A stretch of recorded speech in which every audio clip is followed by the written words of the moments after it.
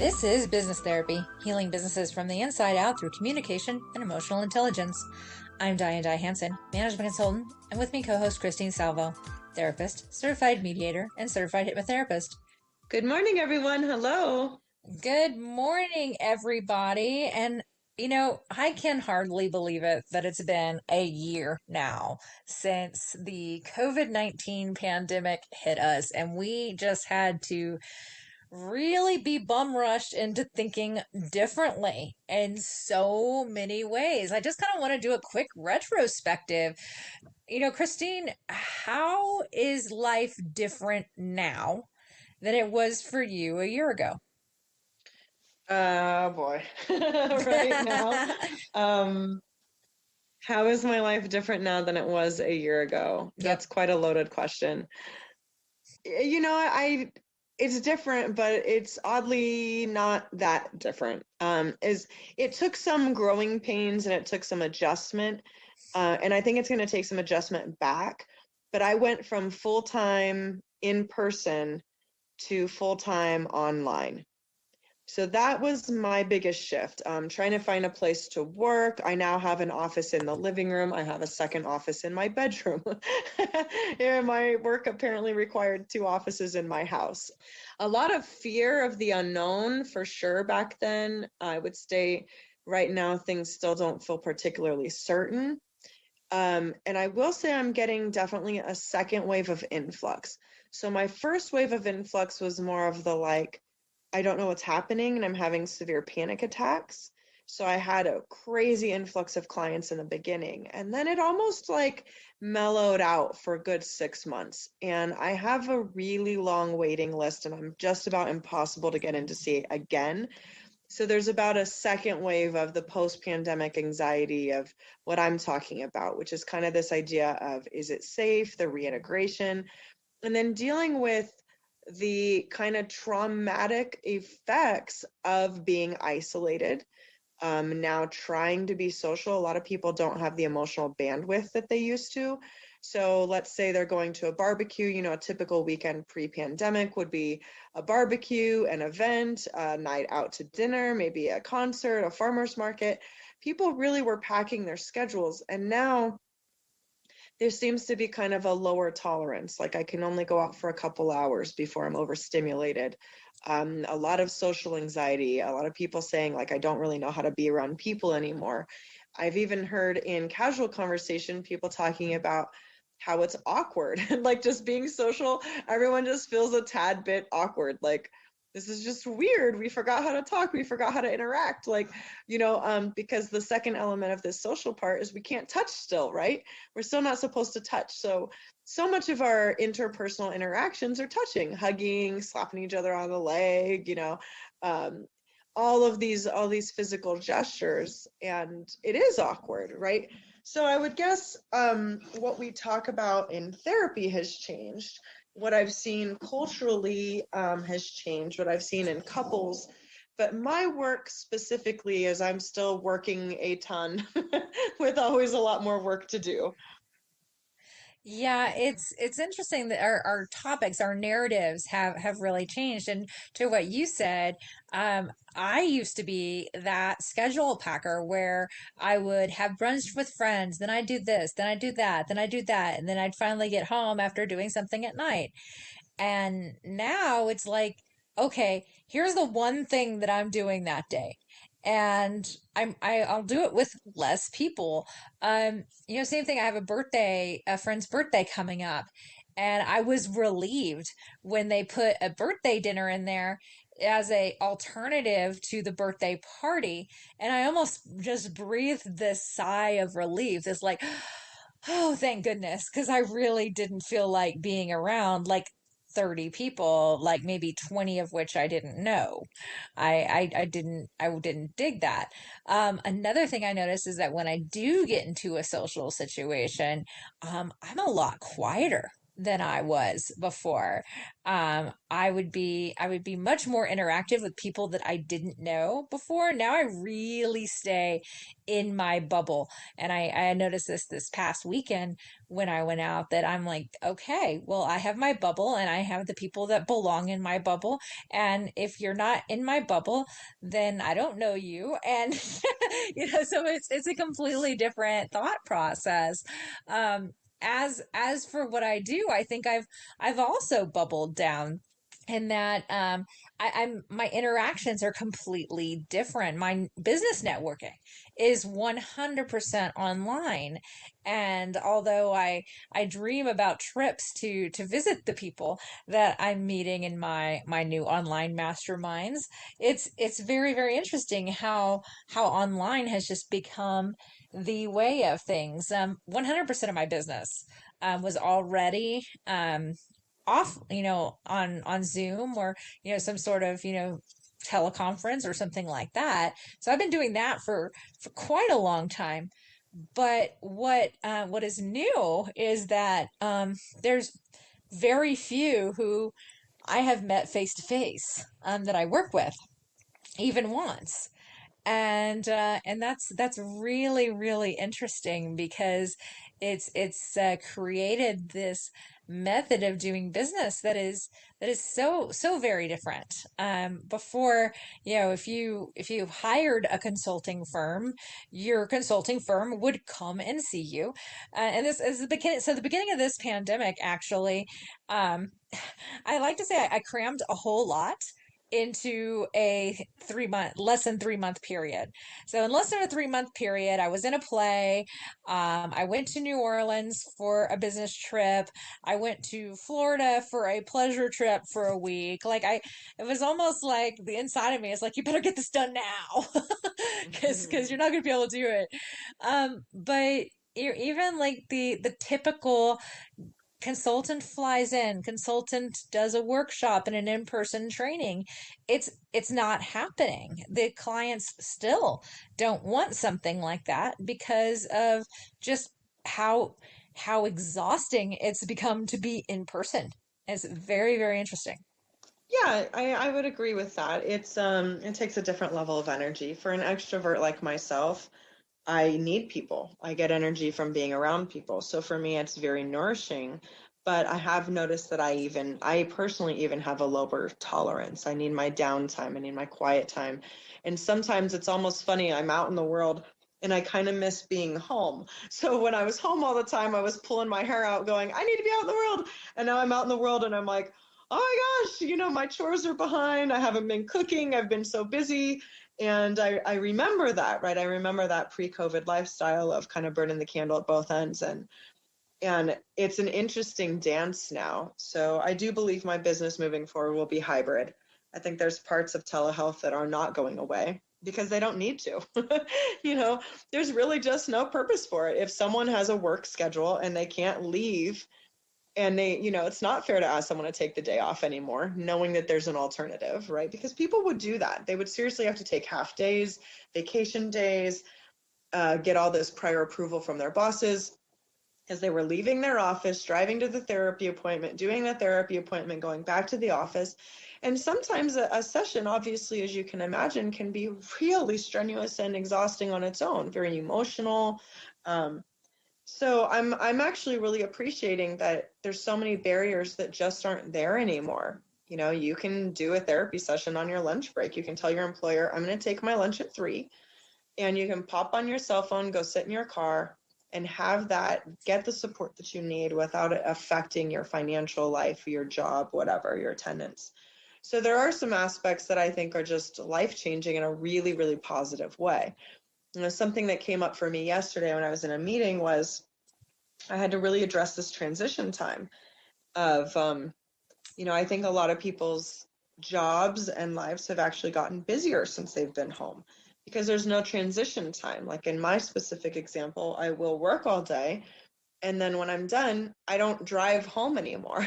I don't have that kind of decompressed 20 minutes to make my phone calls, listen to my audiobook, let go of the day before I start that second shift. And the second shift is the family life.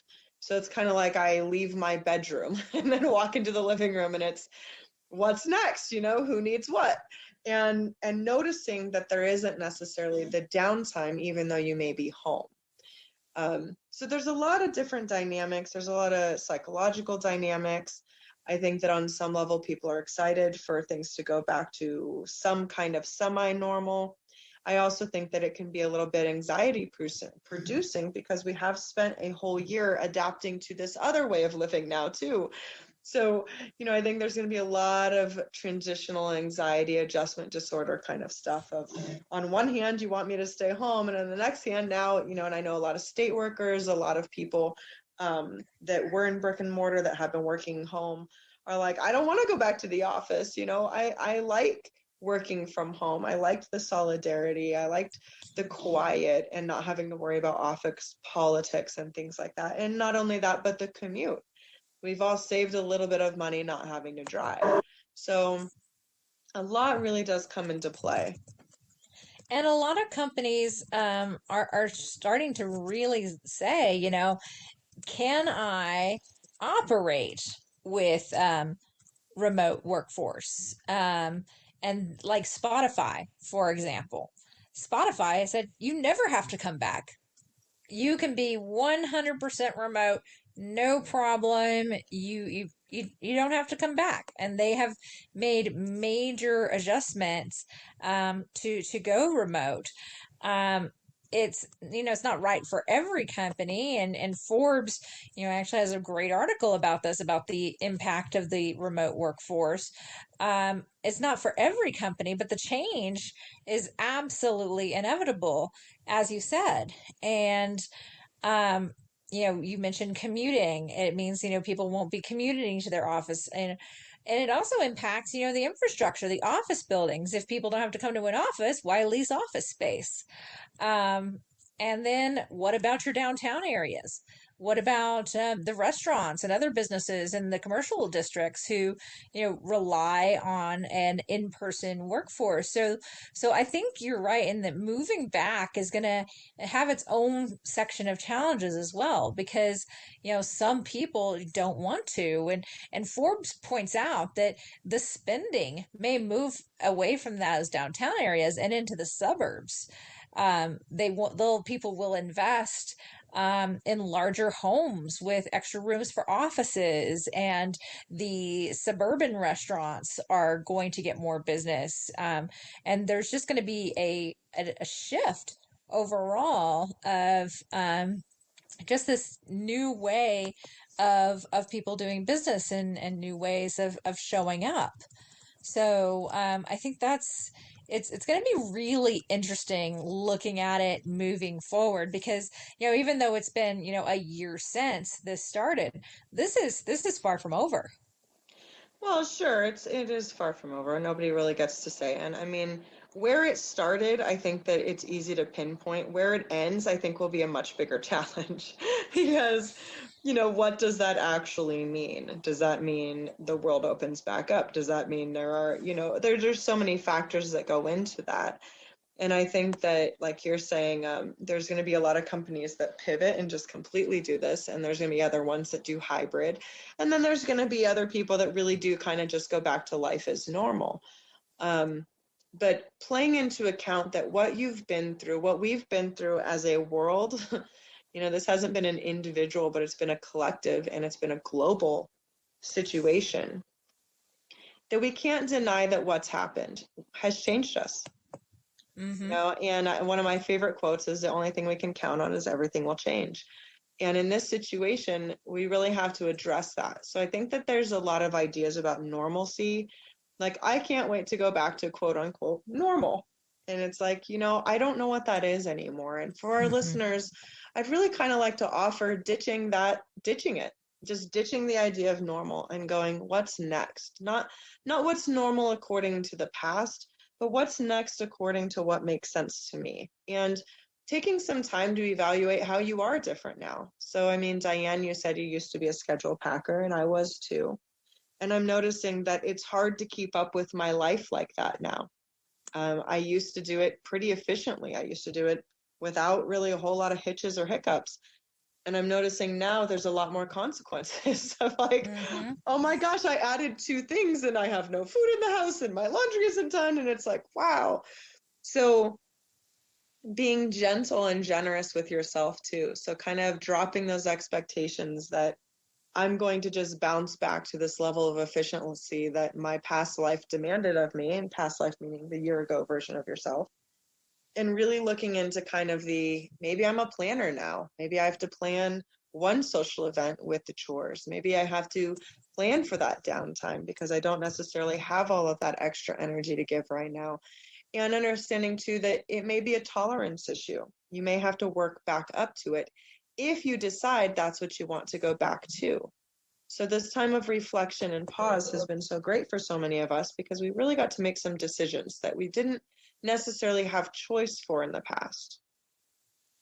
Right. And different employers are dealing with it in different ways. And some are, providing more human resources support around the decision to, remain either a flex time or a full remote or a full office, and offering those options.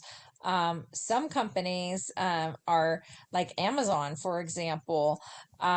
Employees whose positions allow them to work from home can do so through June 2021. So they're setting kind of a timeline, but certain positions are classified as remote jobs. And even if you look on LinkedIn right now, and you didn't used to be able to do this, but now you can actually do a remote job search and you can work from anywhere. I was at a networking event and I was talking to a man who basically does, fundraising for capital ventures. And he lives in the Reno area, and he works out of Dallas. And that is, basically he has an office in Dallas that, he'll visit once a quarter, but mostly he works from his home in Reno. Um, so it's also, in a lot of ways opening up our world as well, with these remote job openings. And these remote job openings aren't low level either. American Express is hiring a manager of corporate communications and global supply management, um, as a remote job. So we're talking about, whereas remote jobs used to be, I work at a call center, or I do remote service type positions. Now it's just cracked open the potential for someone who wants to work remote. And I'm really curious, post pandemic, what this is going to do for the travel industry and the remote, the nomad, the digital nomad. There's a site for digital nomads, meeting other digital nomads, and co-working spaces that are opening up, that are co-working slash living spaces. So the innovation just kind of rolls on and on. And for all of our challenges that we've experienced in the past year, we've also really opened up, um, some really interesting, possibilities for the future of, what does it look like to work in this century. Yeah, seriously. So that's all going to be figured out as we go. But I guess where we can kind of center the conversation in a lot of ways today is taking that inventory. So the question that you asked in the beginning of this was, how has your life changed in this last year? So for our listeners, I really kind of want you to think about that. And we tend to have like a New Year's resolution, or we kind of reflect back on our birthday. For myself, on my birthday, I'll write a big journal entry about my year and what I remember. And sometimes it takes me kind of going through my camera roll, for memories, to trigger that. And I'll be like, wow, that happened this year. Oh my gosh. Like, it felt like it was 2 days ago, or it felt like it was 6 years ago. And kind of jogging that memory. But I think that what you're suggesting here is sit down and take that inventory. Ask yourself that. Also start asking yourself, the questions that I've been asking is, how are you different? So not only what's different in your life, but how. Are you less social? Are you craving more social? Are you feeling Like you have some mental problems, right? Are we feeling some depression, some loneliness, some isolation? Because just because things are starting to open up now, it doesn't mean that that part of the pandemic is necessarily over. It's still difficult to connect with people. A lot of people that I know and that I've worked with have lost some really significant relationships. The pandemic pressure was a lot on many romantic relationships. The politics, all the stuff with the politics was a lot on different kinds of relationships, depending on. So there is still a lot of this aftermath of, okay, maybe it's okay to hang out with people. Maybe we're going to start slowly but surely doing those and making those steps. But the depression, the anxiety, the confusion, as we said, sometimes when life presents us too many choices, we get confused. Do I want to go back in? Do I want to stay home? What are the benefits of each? I know that there's a company here in Nevada that was offering their employees a 10% pay differential to actually stay home full time because of like what you were saying, the office space and different things like that. But it was really a dilemma because when you're a team player, when you're part of a corporation, a lot of times, a lot of your inspiration, a lot of the joy you get from the work isn't necessarily the tasking that you do, but the environment that you're in. So everything kind of has a cost benefit analysis. Would you agree with that? Absolutely, absolutely. For every benefit of remote work, there's certainly a cost, and there's a social cost. There's the cost of not being able to separate from the place where you live, and not being able to separate work from that. And we are getting better now in that, we are starting to get some reopening of co-working spaces, and you can work in coffee shops and the like, but it's not the same as developing almost a cohort feeling of the Hmm. individuals that you work with. It's some of my best long-term friends have been people that I have worked with from job to job, Yeah. and been able to build those bonds with. So those bonds really change as well as an opportunity cost. But the pro portion of it is, yeah, of course, more time spent with family, more flexibility on when and how you work, some greater, maybe some self-knowing, whereas, being so externally focused, we've been taught this year that, we can be self-contained units in some way, form, or fashion. But there's kind of a pro and con to everything, and to really listeners get conscious about, where did you really win this year? And it doesn't have to be financial. Maybe this year was a financially tough year for you. Where did you win in learning about yourself? Where did you win in learning about maybe who your circle is? I've absolutely pared down my circle, and really come to know, who my nearest and dearest are. My family relationships deepened in some way. Just really getting to the root of like who are the key players in life. So really, look at this past year and on a number of different levels, not just financial or work wise, but family wise. And maybe what new hobbies did you pick up? What things did you learn that you disliked? What things did you learn you liked? Um, what strategies really worked for you to get through uncertainty? I got away from one of my personal strategies, and I started to feel, very uncertain and depressed, and then I remembered, wait, what I used to do is this, and I would lean into that, and oh, I feel better now. So, what points of consciousness, what tools did you pick up, things like that, that you can really look back on and go, wow, 2020 was really rough.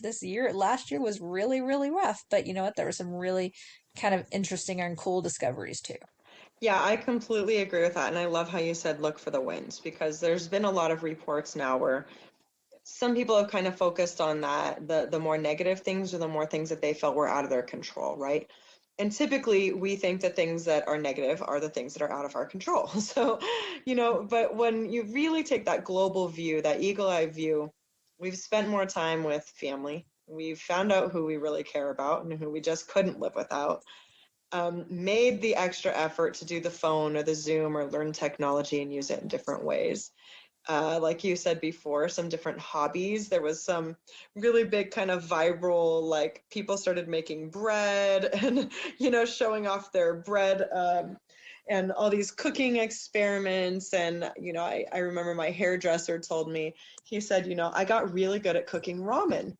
And I didn't even know that that was a thing. And it was, apparently there's a lot of different ways to cook ramen, and it's kind of like an art form, and got a cookbook and just really mastered ramen. And one of my favorite things to hear at this time is everybody's wins, as you said. How did this actually work out for you? Do you notice your own resilience? Do you notice, how despite all of this uncertainty, you're still a great person. You still have so much to offer.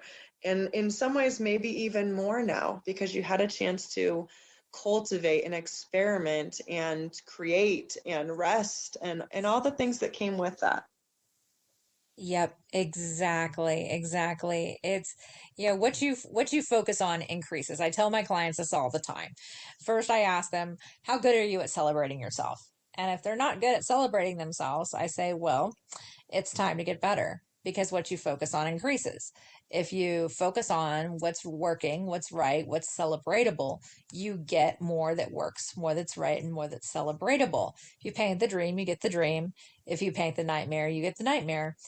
and and I think this year is the same thing. Like, really, what do you want to focus on? Do you want to focus on how hard it's been and perpetuate some more hard, or do you want to focus on what's working and what's celebratable, and maybe start gearing yourself to look toward the opportunities in the chaos, so to speak?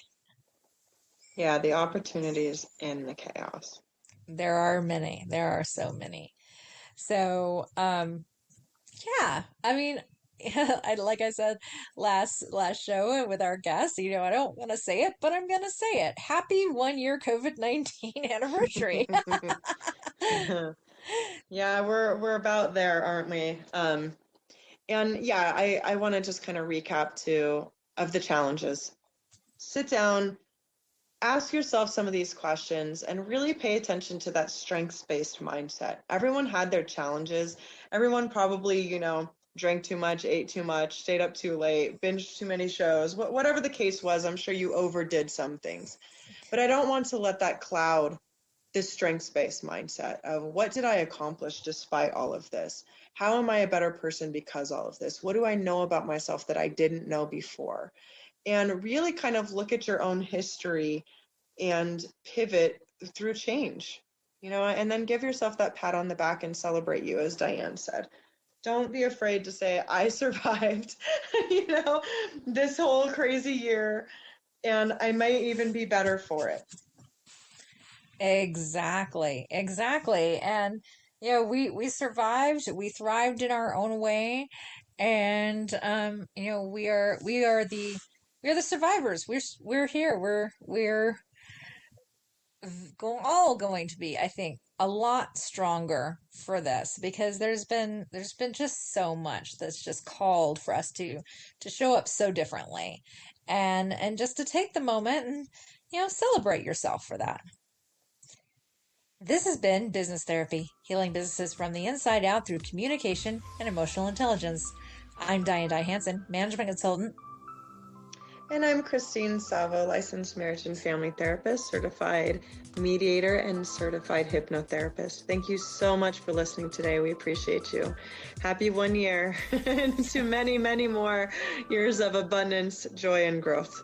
Thank you. Absolutely. Have a great day. Bye bye.